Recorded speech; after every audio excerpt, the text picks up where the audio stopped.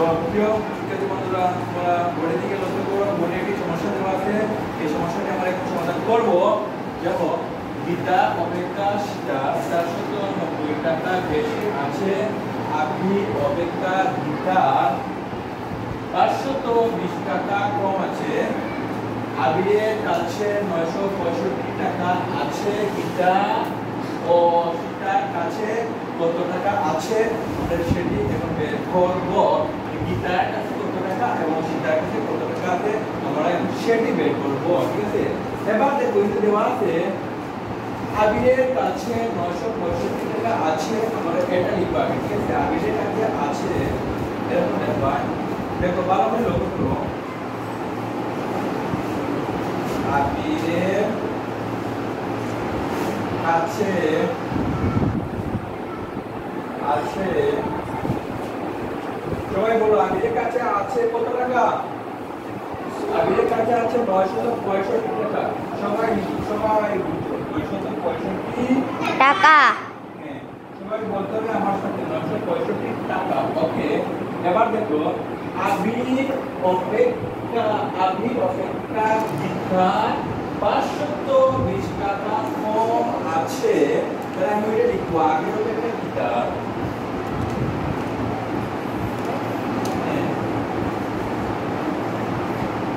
আবির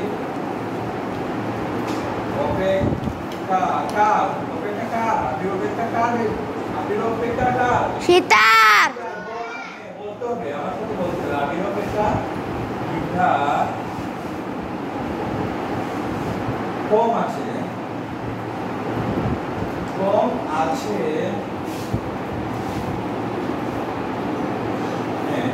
কত টাকা? আবির অপেক্ষা গীতার কম আছে কত টাকা বলো তো দেখি? 520 টাকা। আমার সাথে কথা বলতে হবে। 520 টাকা। ঠিক আছে, আবির অপেক্ষা গীতার কম আছে কত টাকা? তাহলে এটা বিয়োগ করতে হবে না যোগ করতে হবে? বিয়োগ করতে হবে। তাহলে এখন কার অপেক্ষা টাকা বের হবে? আবিরের নাকি গীতার টাকা বের হবে? এখন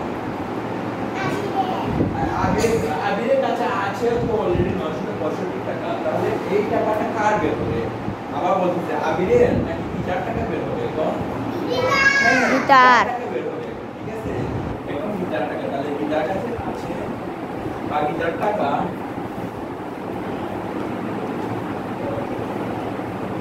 গীতার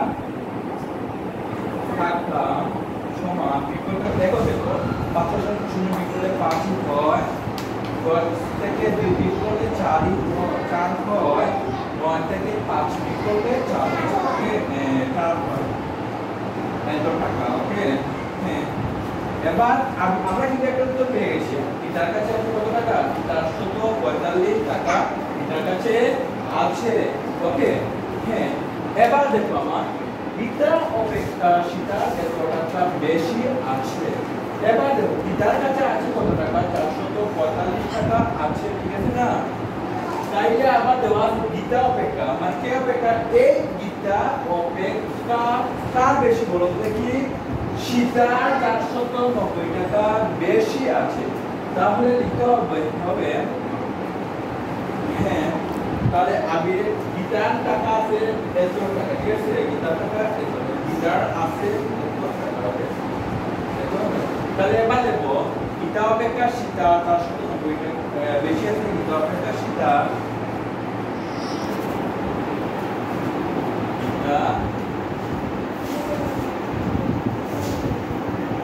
অপেক্ষা কার? সীতা।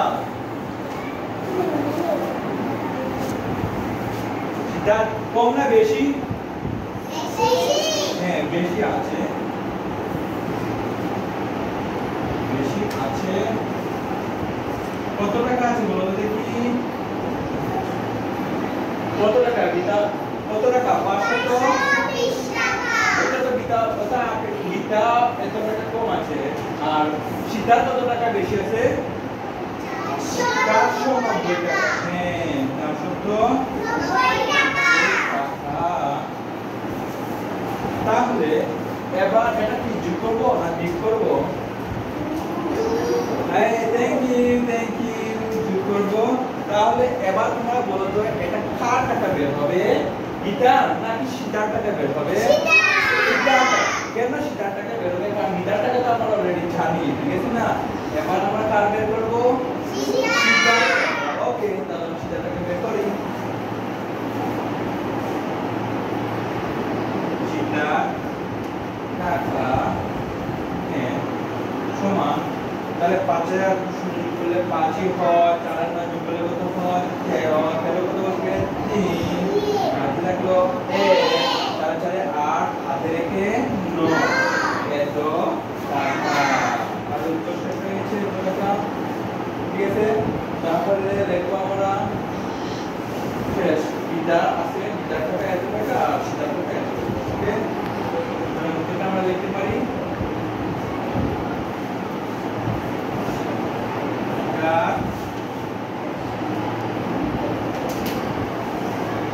কত টাকা? 445 টাকা, ঠিক আছে? 445। এবার শিক্ষা, ওকে,